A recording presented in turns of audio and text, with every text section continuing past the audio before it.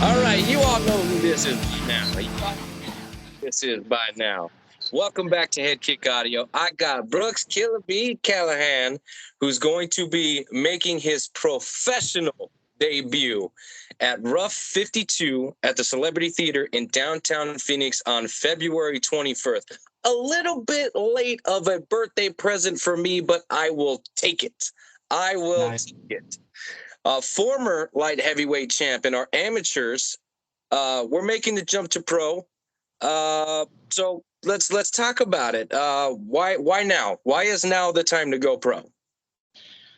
Man, now's the time. I've been saying it for a while.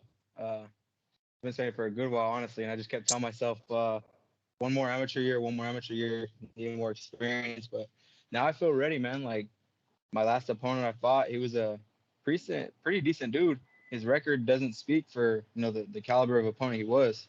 He's fought, I think every loss he's had has been against guys with, you know, winning records, by far winning records.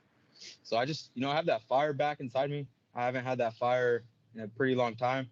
So now it's lit inside me, man. I'm ready to get going. Like I'm better than I ever have been. Okay, and this transition down to 85. Are we thinking that that's going to be our home as a professional? Yeah, it'll be my home as a professional for sure. No more 205. Even at the amateur level, man, I was fighting 205s who were pretty much twice my size. And I can't imagine fighting pro 205ers. Like that'd be pretty wild.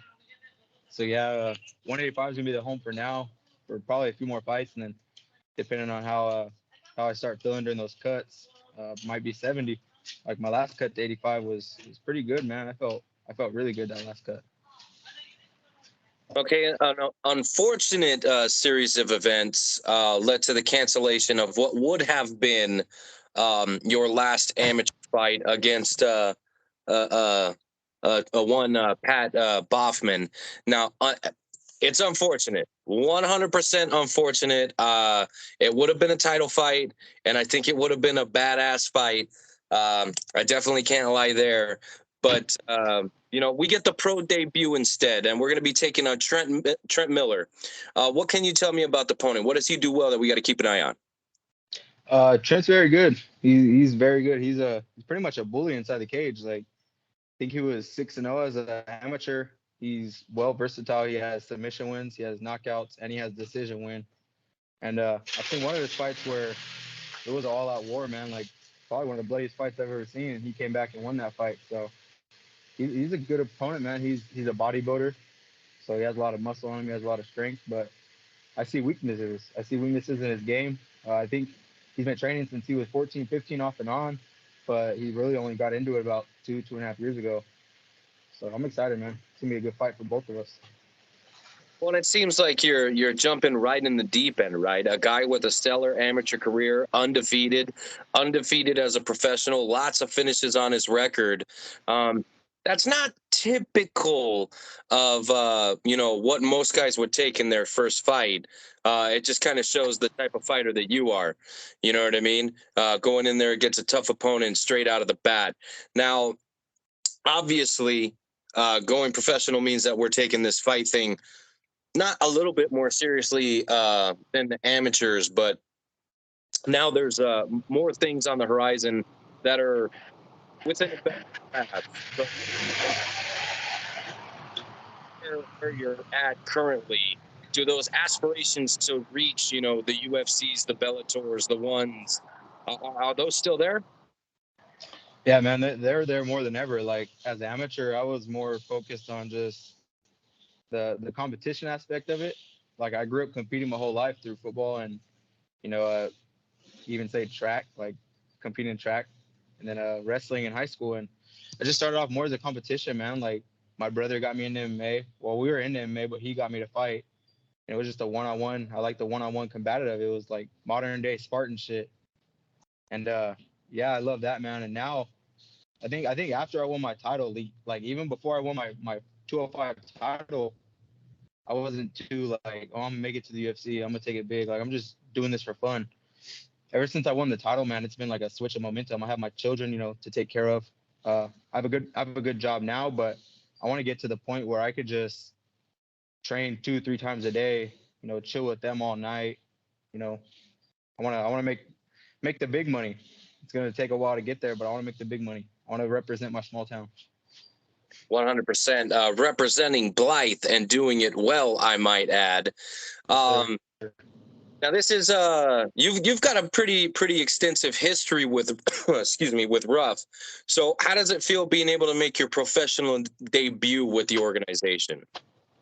It's cool, man. Ruff and I have had our ups and downs in the past, but right now we're really good right now with Ruff, and they've always done me well, like from the rooms and everything as an amateur.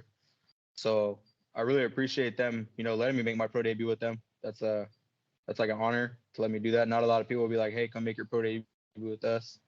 So I really appreciate Jason and Joel, CJ, Adrian, all of them. It means a lot to me. 100%. And of course, we're at the Celebrity Theater, which happens to be my favorite venue to do fights, hands down. So, do you think the feeling in the arena is going to be? I mean, you fought there before. Do you think it's going to be any different as a pro? The feeling inside that arena? Definitely not, man. Like I say it now. Like I train 5-minute rounds, and to me, honestly, there's nothing different besides being a pro. Like the only difference to me is the elbows and the knees and the paycheck. Like I still have all my fans. I still have same amount of people that are gonna be in the arena for all the fights. I still get the same attention. Maybe not, maybe even a little more now that I'm a pro, but it's still the same thing to me, man. Like you just have to have that mindset. Okay, and obviously, not very many pro fighters are out of and representing Blythe. So, what do you think a win here does for your town? I'm already pretty well known in my town for, like I'm the top amateur from this town, to be honest with you. But a win for Blythe, I believe I'm the first pro fighter from Blythe as well. MMA, that is. We have a boxer, Andrew Concio. But for MMA, I'm the first pro MMA fighter, and that'll really put Blythe on the map, I feel, man. Like Blythe doesn't really have many people come out of it and do big things. We have Andrew Concio, who's a champ for boxing, former champ. We have Jeff Cross, who played in the NFL. Other than that, man, there's not really many other people from Blythe who've made it big. And we're looking to change that on February 25th, I presume. Yeah, man, I'm excited. I'm excited. I'm very excited as well. Seeing you compete on the amateur circuit, I know that your skills and strengths will transfer well to the pro level. Taking on a killer like Trent Miller straight out of the gate, a killer like Trent Miller. I'm a poet. Look at me, I'm a Hey, poet. But I mean, that flowed kind of good. right? It did. I did pretty good with that one. But I mean, it just shows the hard-nosed approach that you take to everything. You know what I mean? You're a guy that likes the pressure. You're a guy that takes the hard route. You know what I mean? And generally come out on top. So I'm very much looking forward to seeing how your professional career plays out. And we get to see the start. I get to call the fight. Everybody knows I'm a selfish prick. So I love it when people fight for me. You know what I'm saying? So 100% ecstatic and honored. It's going to be an honor to call your professional fight, much like the amateur fights prior. Now let's talk about that. We got to talk about after the fight. After you get that W, how do you plan on celebrating with your victory meal? Man, to be honest with you, I'm not even excited about food. I'm more excited about a beer. I don't know why. That's been the only thing on my mind is a beer. Like the food, I don't care about the food anymore. Like previously it was about the food, about the food, about the food. Now it's about the beer. I want a beer.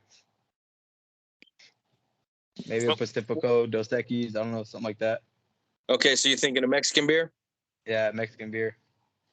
Okay, I can respect that. I got a 12er of Dos in the garage that I can dust off pretty easily. You know what I mean? So, Yeah. and this being a pro, you're going 3.5s instead of 3.3s. But you said you train for 3.5s. Do you think that's going to be a difference? I think it's gonna be a difference. It's gonna help me. Um, I'm more of a slow starter, but I've tried to change that recently. I've always been a slow starter, man. Like by the end of the first round, I'm like barely warming up, like I'm barely opening up.